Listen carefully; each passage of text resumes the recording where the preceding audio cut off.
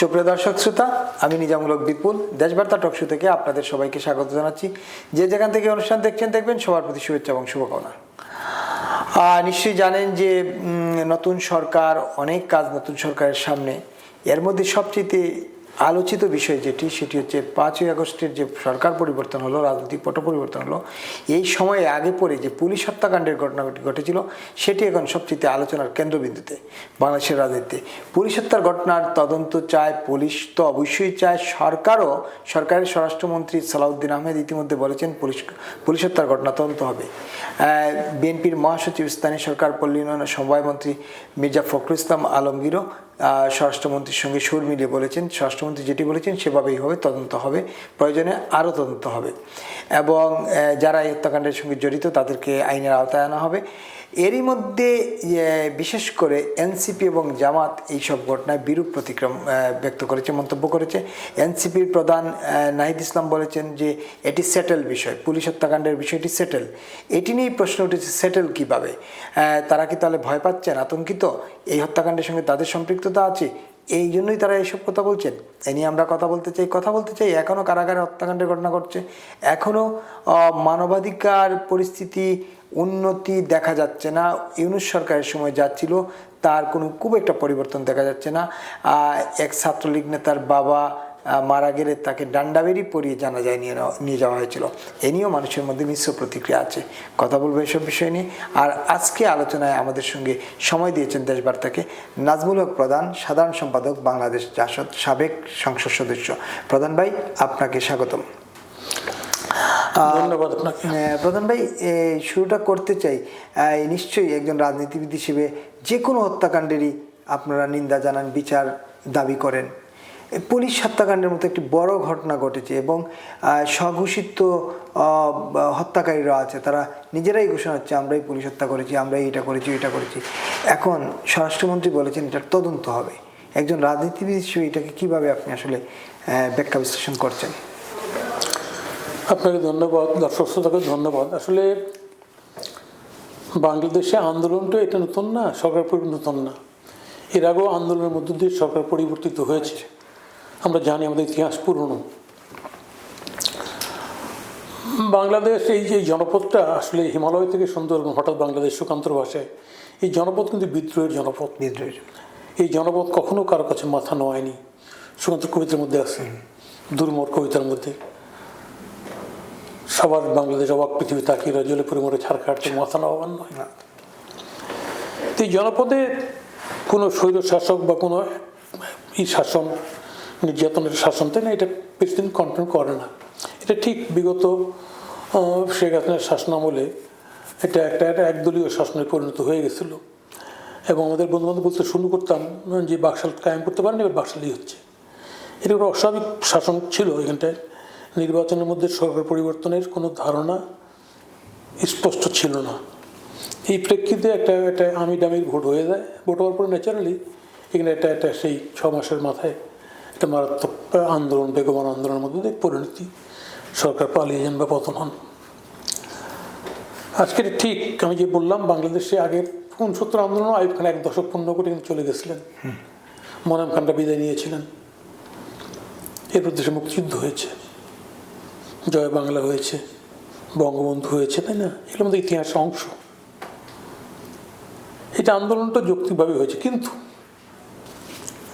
আন্দোলনের কিছু অস্বাভাবিক দিক এটা পরিলক্ষিত হয় যেগুলো আগের আন্দোলনগুলো ছিল না। আপনি নিশ্চয়ই জানেন, এরশাদ বিরোধী আন্দোলনে আমি নেতৃত্বের পর্যায়ে ছিলাম, ছাত্র নেতৃত্বের পর্যায়ে, এবং এরশাদের আন্দোলনের চলাকালীন সময় আমি 2বার নিগৃহীত হয়েছে সিরিয়াসলি।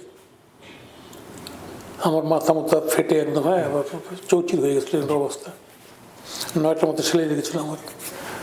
এবং সেই এরশাদ বিরোধী আন্দোলনে আমাদের ডাক্তার মিলন, তার মতো লোক, রাজশাহী ইউনিভার্সিটির শাহজাহান সিরাজ, শ্রমিক তাজুল, কমিউনিস্ট পার্টি, তাই না, এরকম সিলেটের জুয়েল তপন মনির, সাম্প্রদায়িক শক্তিতে আমাদের ফিরোজ জাহাঙ্গীর, বাংলাদেশ, এরকম অসংখ্য শহীদ আছে।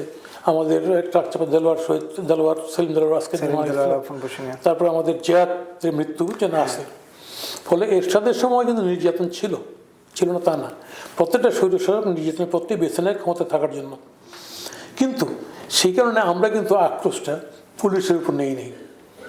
এবারই প্রথম অস্বাভাবিকভাবে এটা এই আন্দোলনকারী শক্তির মধ্যে একটা নির্দিষ্ট ছকের নির্দিষ্ট লোকরা এটা পুলিশের উপর একটা মারাত্মক অ্যাটাক করছে এবং পুলিশ হত্যা করা, ঝুলায় রাখা, মারাদানি করছে এগুলি। এটা অনভিপ্রেত ছিল, অনাকাঙ্ক্ষিত ছিল, এটা বিশেষ উদ্দেশ্য করছে। বিশেষ উদ্দেশ্য প্রকাশিত হয়েছে।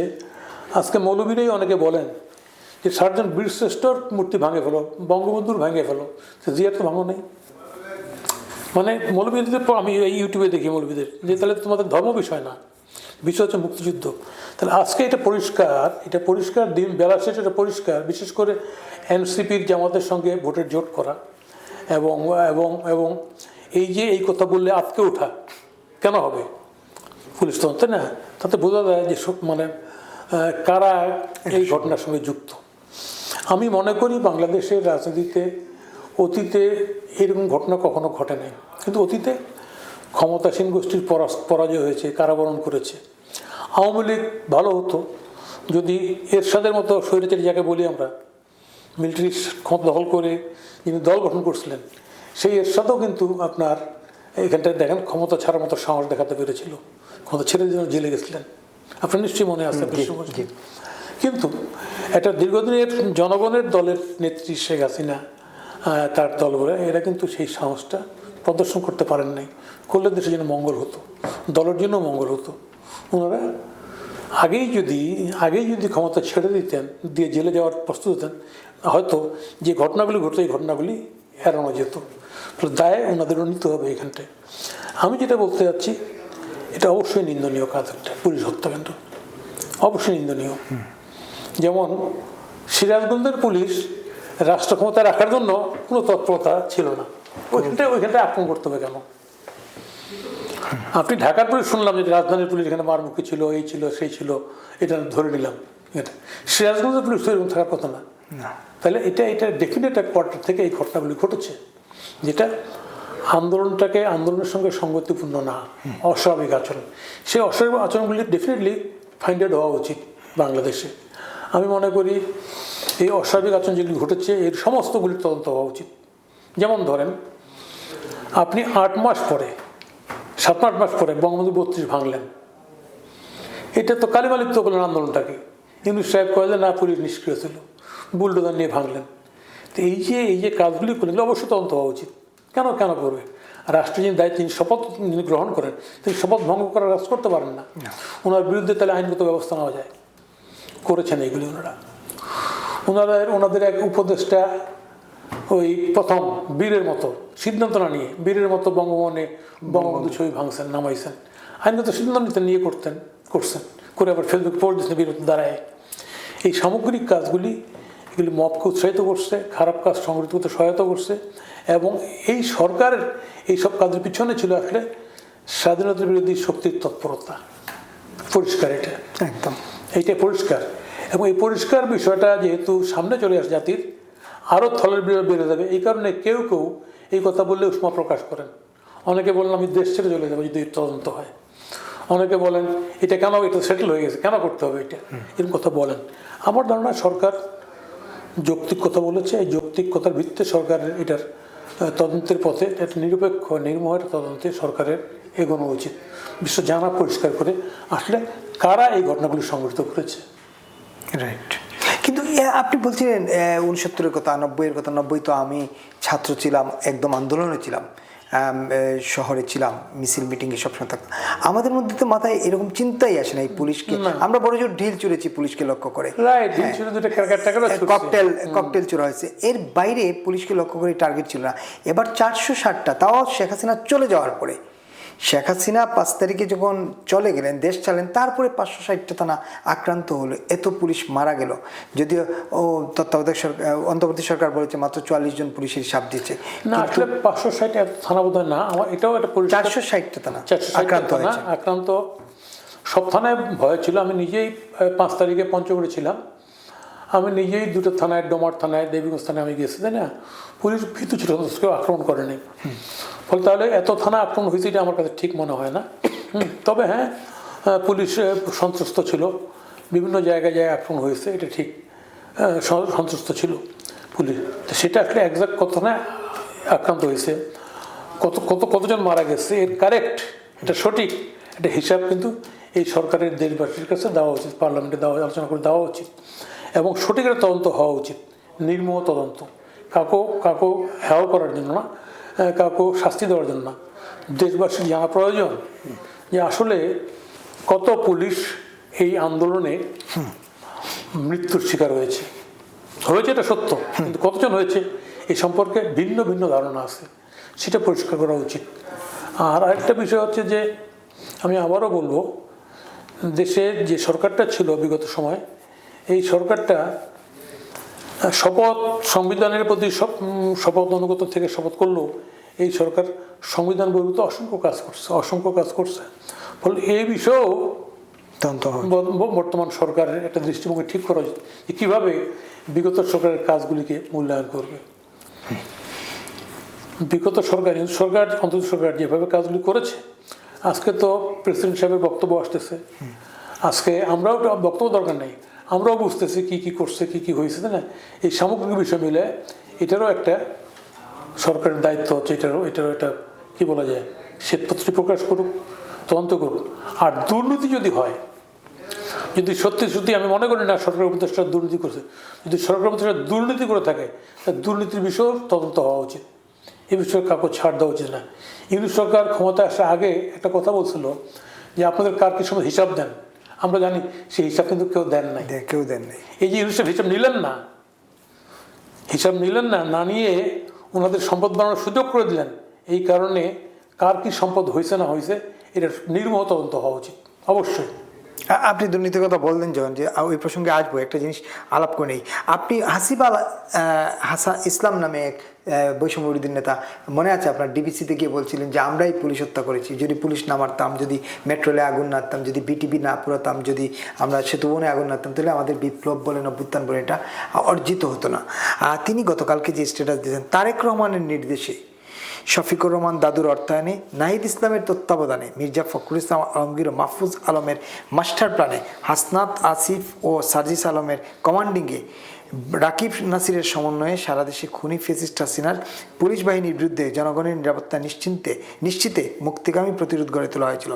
এই মুক্তিগামী প্রতিরোধ যদি অপরাধ হয়ে থাকে তাহলে অনতিবিলম্বে তারেক রহমান ও মির্জা ফখরুল ইসলাম আলমগীরকে আইনের আওতায় নিয়ে আসতে হবে।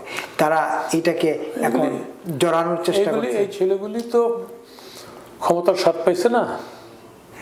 ডক্টর ইউনূস সাহেব, আমাদের গ্রামে একটা কথা আছে যে বাচ্চা ছেলেকে ঘুঘুর বাসা দেখাইতে হয় না, ঘুঘুর বাসা দেখাইলে ঘুঘুর ডিমও নষ্ট করে, বাসা সব কিছু নষ্ট করে দেয়। তো ইউনূস সাহেব ক্ষমতার স্বাদ দিচ্ছে, ক্ষমতা দেখাইছে, ফলে এরা ক্ষমতায় বেসামাল ছিল। বেসামাল থাকতে থাকতে কিছুটা রাজনীতি শিখছে। এখন ওই ছেলেটা ঠিক রাজনীতি একটা কৌশলী কথাবার্তা বলছে এই জায়গায় আর কি। হ্যাঁ, এরপর বেস করার কোনো যৌক্তিক কারণ নেই, এগুলো গসিপ সব করছে নিজেরা। এটার পিছনে যারা আছে তাদেরকে সেভ করার জন্য সেই কথাটা বলছে, যাতে এই তদন্ত না আগায়। এই জন্যই তো সরকারের উচিত এটা দ্রুত তদন্ত কমিশন করে তদন্ত করা উচিত, আপনি যেটা মনে করেন।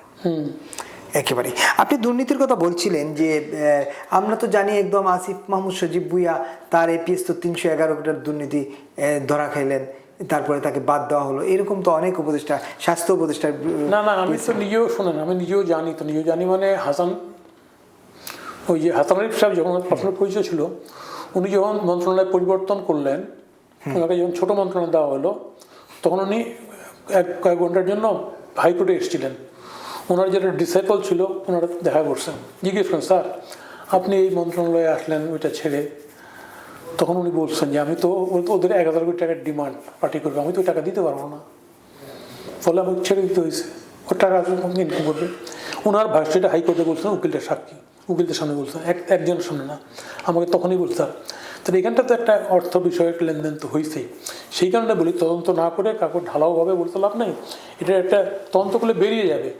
আওয়ামী লীগের কে কোথায় পাচার করতে সম্পত্তি বের হয়ে যায়, এদেরটা বেরোবে না কেন? কেন বেরোবে না? ফলে এটা বের করা উচিত, জাতির ভালো শাসনের স্বার্থে বের হওয়া উচিত। এই ক্ষেত্রে সরকারকে নির্মোহ হওয়া উচিত। সরকারের রাগডাক করলে কি মনে করবে, এটা করবো কি না, এইসব চিন্তা না। সরকার স্বচ্ছতা নিশ্চিত করা উচিত, পরিষ্কার করা উচিত। পরিষ্কার সরকারের আগামী দিনের পথ চলার স্বার্থ তো এটা হ্যাঁ, অবশ্যই। খুব জরুরি, অবশ্যই। একেবারেই। আর অন্য একটা বিষয় আলোচনা করতে চাই। নিশ্চয়ই জানেন যে কারাগারে মৃত্যু ইউনূস সরকারের সময় 152 জন, এবং যারা মারা যাচ্ছেন সবাই আওয়ামী লীগের নেতাকর্মী, আওয়ামী লীগ, ছাত্রলীগ, যুবলীগের, কৃষক লীগের। এবং কারাগারে মৃত্যু হলেই কারা কর্তৃপক্ষ বলছে হার্ট অ্যাটাক করেছেন কিংবা এই সে শরীর খারাপ ছিল, আমরা ডাক্তার নেওয়ার পর ডাক্তার মৃত ঘোষণা করছে। গতকালকে একজন ছাত্রলীগ নেতা মারা গেছেন কারাগারে এবং হার্ট অ্যাটাক করেছে, কারা কর্তৃপক্ষ বলছে। এই সরকারের সময় এইটা আসলে কিভাবে দেখছেন গণতান্ত্রিক নির্বাচিত সরকারের সময়? একটা হচ্ছে সরকার উচিত এখন এইসব যেসব মামলা সব জামিন দিয়ে দেওয়া, এটা আমি মনে করি সরকারের উচিত। এগুলি অনেকদিন ধরে জেল টেল খাটতেছে, এগুলি বেলেবল জামিন দিয়ে দেওয়া। আমার পরিষ্কার মনে আছে, আমরা জিয়ার সময় কারাগারে ছিলাম মার্শাল আইনে। আমি 2টা মামলা ছিলাম, 15-17 ML, 19 ML। নন বেলেবল ছিল, জামিন হওয়া যাবে না। মাসে একবার কোর্টে নিয়ে যাইতো আর ডিটেনরে থাকতে হইতো, খেয়ে দেয়। জিয়াউর রহমান যখন হানা ভোট করে যখন প্রেসিডেন্ট হলেন, তাই না, তখন আমাদের সব বেলেবল হয়ে গেল, মামলাগুলি সব জামিনে চলে গেল এবং ট্রায়াল আমরা 2-3 মাসের মধ্যে খালাস পেয়ে গেলাম। এমনকি যাদের সাজা হয়েছিল মার্শাল আইনে 4.5 বছর 5 বছর, তাই না, তারাও 2-2.5 বছর সাজা কেটে তারাও বেরিয়ে গেলেন।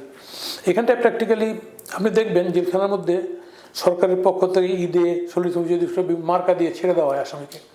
ওটা শোধনাগার। জেলখানা মানে মানুষকে, হ্যাঁ, মানুষকে আরেকটু পরিশীলিত করা, কি বলে যে শোধন করা, মানুষকে ভালো করা, শাস্তি হয়েছে, এটা জিনিস ঠিক আছে। এরা এতদিন কারাগারে খাটার পরে এই লোকগুলিকে কারাগারে এইভাবে রাখার কোনো প্রয়োজন আছে আমি মনে করি না। সরকারের উচিত দ্রুত এইগুলিকে জামিন দিয়ে বের করে দেওয়া। যদি দিতে পারে সরকার, আমি বলি এটা দায়িত্বশীল কাজ করবে। তারপরে নর্মাল কোর্টে এই মামলাগুলির যেটার মেরিট আছে থাকবে, যেটা মেরিট টিকবে না। সরকারের দায়িত্ব না দরকার নাই তো, যে মামলা তুলে ফেলছে। জামিন পাওয়ার অধিকার সবারই, সরকার উচিত জামিন দিয়ে দেওয়া, A to Z জামিন দিয়ে দেওয়া সবারই। কেন জামিন পাবে না? জামিন পাওয়ার নাগরিক অধিকার। খাটছে তো তারা 1-1.5 বছর জেল খাটছে, আর কত জামিন দিবে না কেন? তাহলে প্রত্যেকটা মামলায় বেলেবল মামলা। এটা মার্ডার কেসের আসামিও জামিন পাওয়ার যোগ্যতা রাখে। আপনি দেখেন নাই বিগত ইন্টারিম গভর্নমেন্ট সরকার এই যে হাদিকে হত্যা করলো, যে ছেলে যার নাম বলে, সে তো তার ক্রিমিনাল রেকর্ড আগেও ছিল এবং সে ইন্টারিম গভর্নমেন্টের আমলে জামিন পাইছে, অস্ত্রসহ ধরা পড়ার পরেও। আবার কয়ে আওয়ামী লীগ, মানে কত বৈপরীত্যমূলক, তাই না? তাহলে এই যে জামিন দিল, তাহলে এরা জামিন পাবে না কেন? সবাই জামিন দিলে আজকে এই যে অস্বাভাবিক যেখানে মধ্যে মৃত্যু হচ্ছে, এইটি জনমনের সন্দেহ তৈরি হচ্ছে, এগুলি হবে না। জামিন পায় সে নির্বিঘ্নে সে আসুক, বাইরে এসে সে সামাজিক কর্মকাণ্ডে অংশগ্রহণ করুক, সে দলের কিন্তু জামিন তো পাবে। আওয়ামী লীগের কাজ করার সুযোগ দিবে কি দিবে না, এটা গভর্নমেন্ট সিদ্ধান্তের বিষয়, কিন্তু জামিন পাওয়ার অধিকার তো আছে সবারই, কেন জামিন দিবে না? এই যে এতগুলো হত্যাকাণ্ড অন্তর্বর্তী সরকারের সময় কারাগারে হলো, অনেকে এটাকে জেল হত্যার মতোই বলছেন যে সরকার পরিকল্পিতভাবে এটা করছে, এগুলো কি তদন্ত হওয়া উচিত কিনা? আর বর্তমান সরকারের সময় যে 2-3টা ঘটে গেল, এগুলো আসলে একটা হচ্ছে যে বর্তমান সরকারের উচিত, এখন তো সরকারের সব জেলে তো প্রত্যেক জায়গায় MP আছে, সরকারের উচিত প্রত্যেকটা জেলে তো জেলের ম্যানেজমেন্টের কোনো ত্রুটি আছে কিনা পরিদর্শন করানো, রাজনীতিবিদদের দিয়ে। রাজনীতিতে যাওয়ার অধিকার আছে, MP সাহেব ইচ্ছা করলে যেতে পারেন, কোনো অভিযোগ থাকলে নিতে পারেন। নিশ্চয়ই জেলখানার মধ্যে যদি কোনো অভিযোগ থেকে থাকে তাহলে এই MPরা জেলখানা পরিদর্শন করতে পারেন, সাজেশন দিতে পারেন গভর্নমেন্টকে কী করবে। তো আমার ধারণা এটা দ্রুত করা উচিত, এটা আর দেরি করা উচিত না একেবারে। তাহলে জামিনটা জরুরি এবং এই সব তদন্ত হওয়া জরুরি। হ্যাঁ, একেবারে। আরেকটা বিষয় আলাপ করি, এটাও খুব মানবিক ব্যাপার। আপনার একটা নিশ্চয়ই রিপোর্ট একটা চোখে পড়েছে যে ডান্ডাবেরি পরা এক সাবেক ছাত্রনেতা তার বাবার জানাজায় অংশ নিয়েছিলেন। ডান্ডাবেরি পরে কেন নিতে হবে এই সময়ে এসে? শোনেন, দুর্ভাগ্য জাতিটার আমাদের দেশে এখানটায় কোনো গভর্নমেন্টেই, কোনো সরকারে সহনশীল কোনো আচরণ করেন নাই। আমি কিছু মনে করেন না, আমি জিজ্ঞেস করছিলাম একজন বন্দিমুক্ত মানুষের টক শোতে 5ই আগস্টের পরে ছিলেন, নাম বললাম না, যে আপনি কি এই গ্রেপ্তার আপনি বললেন টক শো শেষ হওয়ার পরে যে আপনাকে 10 বার ইন্টারোগেশন হয়েছে, আপনি তো অস্ত্রের জন্য অথযোগ তো টর্চার হয়েছিল? বলে হ্যাঁ, আমাকে টর্চার করছে।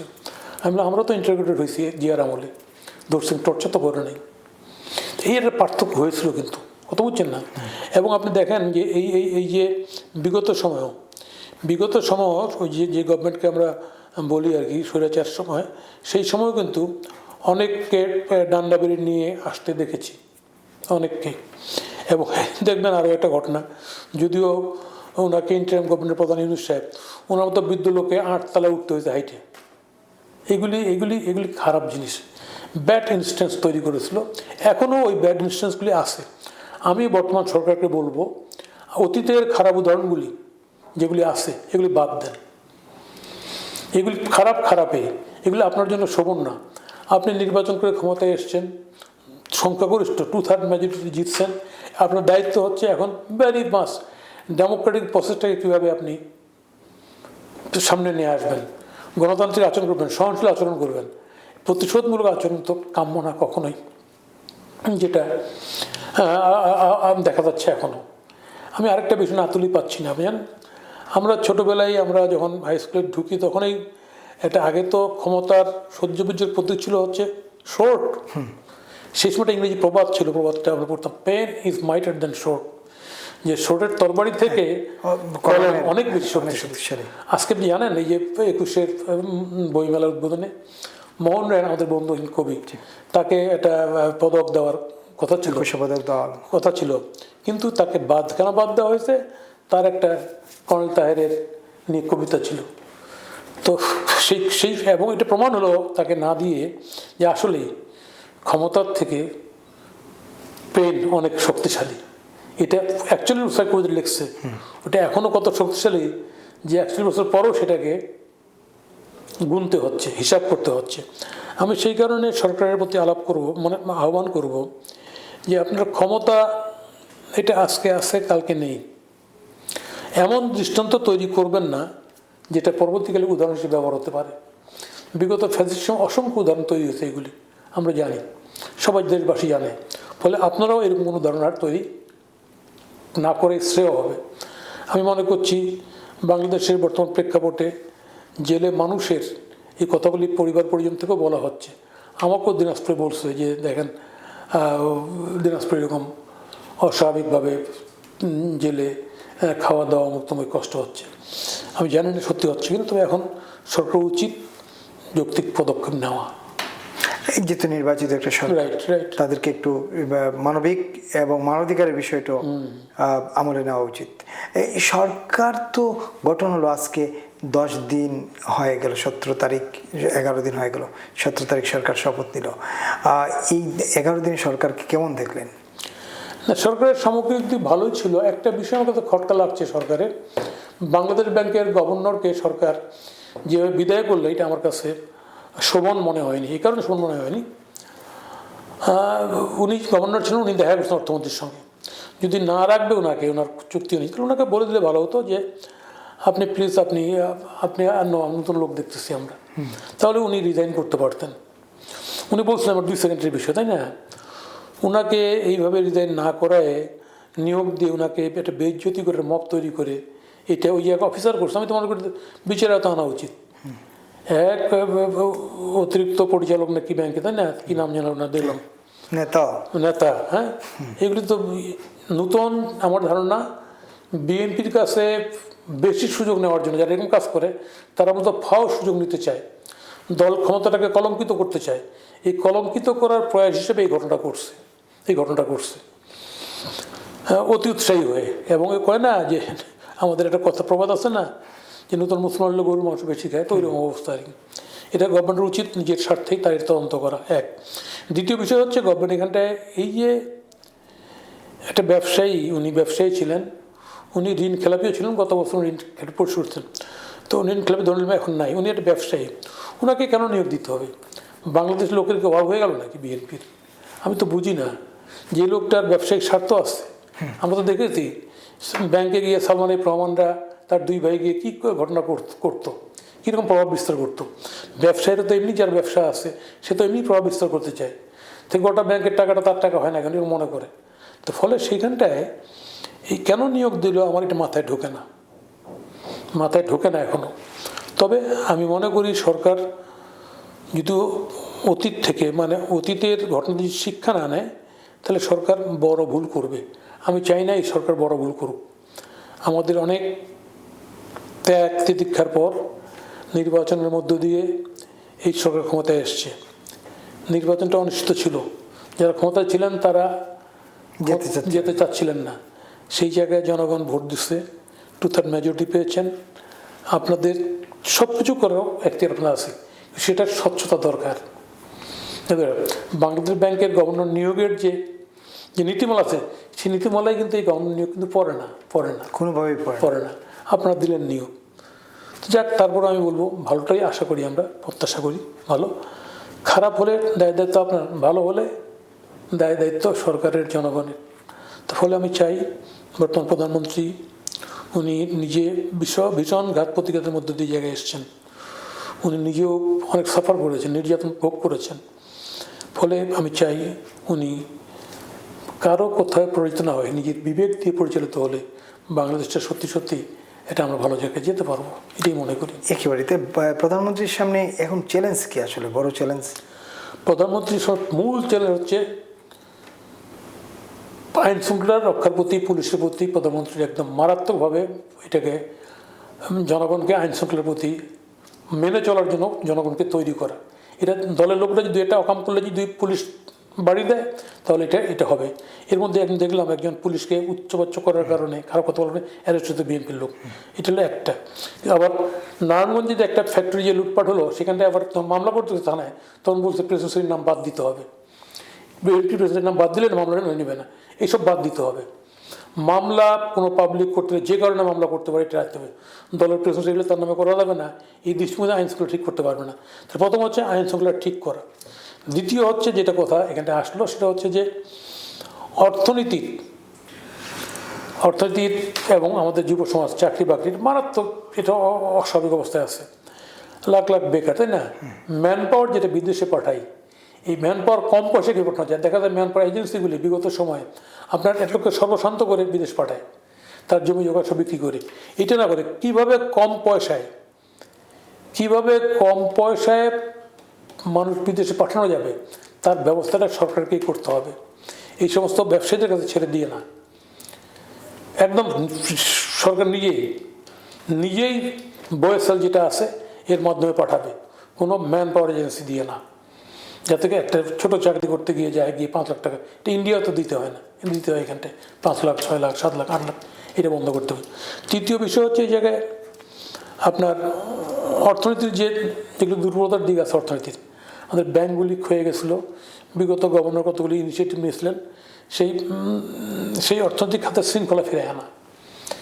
শৃঙ্খলা ফিরে আনতে মাস্ট হইতে হবে। চতুর্থ বিষয় হচ্ছে এখানটায় আমাদের দেশের ভিতরের ব্যবসা বাণিজ্য, প্রতিবেশীর সম্পর্ক, সমস্ত কিছু ডেটরেট করছিল এগুলি আমাদের রিবিল্ড করতে হবে, পুনরায় করে দেশটাকে একটা ঠিক স্বচ্ছতার জায়গায় পরিচালিত করতে হবে। পার্লামেন্টের রাজনীতির মূল কথা হচ্ছে স্বচ্ছতা এবং জবাবদিহিমূলক। পার্লামেন্টে যারা বিরোধী দল হয়েছেন এবার, এরা জীবনেও বিরোধী দল রাজনীতি করে নেই। এরা কলমিলতার মতো ক্ষমতার সঙ্গে সবসময় জড়াজড়ি করেছিল, ক্ষমতার ক্রিমটা খাইছে। কি পাকিস্তান আমল বলেন, কি আইব খান আমল বলেন, কি দেশ স্বাধীনের পর তো ছিল না, কি জিয়ার আমল বলেন, কি এরশাদ আমল, ইভেন কি শেখ হাসিনার সময়, ইভেন কি বিএনপির সময় এরা জড়াজড়ি করেছিল। ফলে আজকে এই পার্টিটা বিরোধী দলের জায়গায় গেছে। আমি জানি না কতটুকু দায়িত্ব পালন করবে। তো সরকারের উচিত বিরোধী দলকে যতটুকু তার স্পেস আছে সেটুকু দিয়ে দেওয়া, যাতে সে বিরোধী দলের দায়িত্বটা সঠিকভাবে পালন করতে পারে। তার মানে এই না লাগাতার সংসদ বয়কট, লাগাতার ওয়াকআউট, এগুলি না। ওয়াকআউট, সংসদ বয়কট এগুলি নিয়মের মধ্যেই আছে, এটা করবে। বিরোধী রাজনীতিটা যেন ঠিকমতো করতে পারে, তাহলে পার্লামেন্টটা হেলদিয়ার হবে, পার্লামেন্টটা সুন্দর হবে এবং জনগণের কথা পার্লামেন্টে জনগণ শুনতে পারবে। এর আগের পার্লামেন্ট আমিও ছিলাম, সেখানটায় তো প্র্যাকটিক্যালি কোনো পার্লামেন্ট বিরোধী দল ছিল না। আমি একটা মোশন মুভ করছিলাম, একটা বিল, এই ট্রেজারি বিলের কাট, হ্যাঁ, আমাকে উইথড্র করতে বাধ্য করছে। সেটা উইথড্র করতে বাজেট কাটসাটের একটা কাঠের বিল তুলছিলাম লিখিত সব দিন। আমাকে ডেকে একজন দুজন না, আমি উইথড্র করবো না, চিফ হুইপ সামনে, আমি তো হুইপে চলি না, আমি আওয়ামী লীগের এমপি না, আমি তো নৌকা বাগানে হই নাই। সেটা আমাকে মেনন ভাইকে দিয়ে বলা উইথড্র করতে বাধ্য করছে। ফলে কথাই বলা যেত না, এগুলো বাস্তবতা। এই যে আপনি বিরোধী দলের কথা বললেন, তারা তো তাদের চিন্তা চেতনা বাস্তবায়নের জন্যই ইতিমধ্যে তারা গণপরিষদ সদস্য হিসেবে শপথ নিয়েছেন। প্রথমে জাতীয় সংসদ সদস্য হিসেবে শপথ নিয়েছেন, গণপরিষদ নির্বাচন তো তারা করেন নাই, কিন্তু শপথ নিলেন। এখন তারা বলছেন তারা এটা আলিরিয়া সাহেব, আমরা যখন প্রথম বৈঠক করি সংস্কারে আসি, আমি ডাক্তার মোস্তাক আমরা গিয়েছিলাম, সেই সময় আরও কয়েকজন পার্টি নেতা। উনি যখন এগুলি প্রস্তাব করেন, আমরা বলছি যে এগুলি ঠিক না, আপনার এই মতামতটা এটা ঠিক না। উনি বলতে চাচ্ছেন দেশ স্বাধীন প্রদেশ শেখ মুজিব আগে সঙ্গে নো, তখন মৌলানা ভাসির ন্যাপ ছিল যে পার্টি ছিল, আর দামাত তো পলাই গেছিলো, মুসলিম তো পলাই গেছিলো বাদ দিয়ে। পরে আপনার কথা ঠিক না।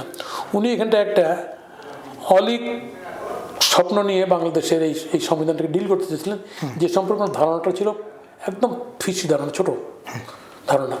আমরা বলছি সেই সময় বলছি, আমরা এগুলো আছে টকশোতে আছে, ইতিহাস ব্যাপারতে মুক্তিযুদ্ধকে খাটো করার একটা প্রবণতা ছিল তার মধ্যে। মুক্তিযুদ্ধ এটা আমরা বলছি, তার সামনেই বলেছি, এবং সেটার একটা বহিঃপ্রকাশ এই 8 মাস এই করে সংস্কার করে নিয়ে আসলো। আমরা সব কিছু প্রগতিশীল সংগঠন আমরা প্রতিবাদ করেছি, নোট অফ ডিসেন্ট দিয়েছি, আমরা সইও করি না। এই কারণে আমরা সই করে নেই, হইতে পারে না এরকম একটা বডি সংসদকে জোর করে চাপা দিতে পারে না, এটা করতেই হবে, নাহলে একদিনের মধ্যে হয়ে যাবে, হইতেই পারে না এটা। কারণ সংসদটাই হবে সমস্ত কিছু। সংসদ তার অ্যাডভাইস সাজেশন দিতে পারতো যে এইরকম সংসদে একটু আলোচনা করে সিদ্ধান্ত ভালো হতো, কিন্তু না করে উল্টা। ফলে এখানটায় আলী রিয়াজের চিন্তার মধ্যে অসততা ছিল, অথবা অস্বচ্ছতা ছিল, অজ্ঞতা ছিল, যার কারণে এই ঘটনাগুলি ঘটছে। এবং এই ঘটনাগুলি ঘটে উনি পার্মানেন্টলি বাংলাদেশের রাজনীতিতে একটা বিরোধ তৈরি করে দিয়ে চলে গেল। এবং এই বিরোধে পা দিয়ে আমার ধারণা জামাতের যে বন্ধুরা শপথ করেছেন সঙ্গে সঙ্গে, এই বিরোধে পা দিয়ে তারা ঠ্যাঙ্কিতে ঝগড়া করতেও পারেন, করার দিকে এগোতে পারেন। এই ক্ষেত্রে সরকারের উচিত হবে যে প্রধান যে দল এইটাকে খুব কৌশলে ডিল করা। বিএনপির পক্ষ থেকে যে স্টেপ নিচ্ছে, স্টেপ নেওয়ার আগেই আমরা বিবিসি পার্টির পক্ষ থেকে যে এই শপথ নেওয়ার কোনো যৌক্তিক কারণ নেই, অযৌক্তিক একটা শপথ নেওয়া। ফলে আপনাদেরকে একটা শপথ নেওয়ার জন্যই বলেছি, এবং বিএনপি ঠিক কাজটাই করেছে, একটা শপথ নিয়েছে, আরেকটা শপথ নেওয়ার কোনো প্রয়োজন কোনো যৌক্তিক কারণ নেই। শেষ করতে চাই ছোট্ট একটা ঘটনা দিয়ে, ছোট না বড় ঘটনা, আমি ছোট বলা ঠিক না, বড় একটা ঘটনা দিয়ে, যে ইরানের উপর হামলা চালিয়েছে ইসরায়েল। যুক্তরাষ্ট্র যে এতদিন ধরে হুমকি দিয়ে আসছিল, এই রাত্রিবেলা মানে মধ্যপ্রাচ্যের রাতের বেলায় এই হামলা চালানো হলো। শোনেন, যুক্তরাষ্ট্র পৃথিবীতে তার রাজত্ব করার জন্য কোনো নিয়মকানুন মানে না, জাতিসংঘ কিছুই মানে না, কোনো জায়গায় কিছু মানে না। এই যুক্তরাষ্ট্রকে এবার আমার ধারণা ইরান আক্রমণ করেছে। রাশিয়া, আমি দেখেছি ইউটিউবে, জানি না, রাশিয়া চীনা এরা সঙ্গে সক্ষতা করতেছে, মানে ইরানকে সহায়তা করবে এরকম একটা আভাস লেখালেখি দেখেছি। আমার উচিত চীন রাশিয়া সবাই এক হয়ে যুক্তরাষ্ট্রটা উচিত শিক্ষা দেওয়া, জার্মানি হিটলারের মতো। হিটলারকে যেমন শিক্ষা দেওয়া হয়েছিল মিত্রশক্তি, হ্যাঁ ঠিক ওইভাবে যুক্তরাষ্ট্র শিক্ষা দেওয়া উচিত এর মাতবরের জন্য। যা ইচ্ছা তাই পৃথিবীতে আধুনিক সভ্যতায় এসে করা যুক্ত। কিছুদিন আগে তো একটা দেশের তুলে নিয়ে আসলো সে, তো সে কি আমেরিকা, এটা তার শিক্ষা হওয়া উচিত, তাকে দেওয়া উচিত। যদি না দেয় খুব দুর্ভাগ্যজনক। এমনি মধ্যপ্রাচ্যকে আমেরিকা শেষ করে দিয়েছে। বাংলাদেশের আমেরিকার দালাল যারা মনে করে আমেরিকা, তাই না, যারা করে, তারা ইসরায়েল প্যালেস্টাইনকে শেষ করছে।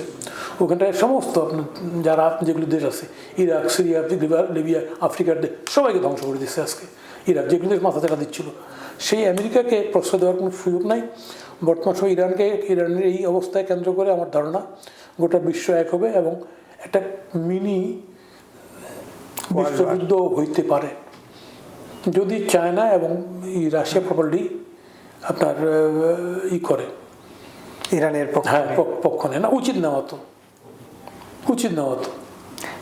এটা অনেকদিন ধরে একটা উত্তেজনা ছিল, গতকালকেও আমার মনে হয়েছিল যে কোনো সময় হামলা হবে, আজকে এই ঘটনাটা ঘটে গেল আর কি, ওইখানকার স্থানীয় সময় রাত্রিবেলা।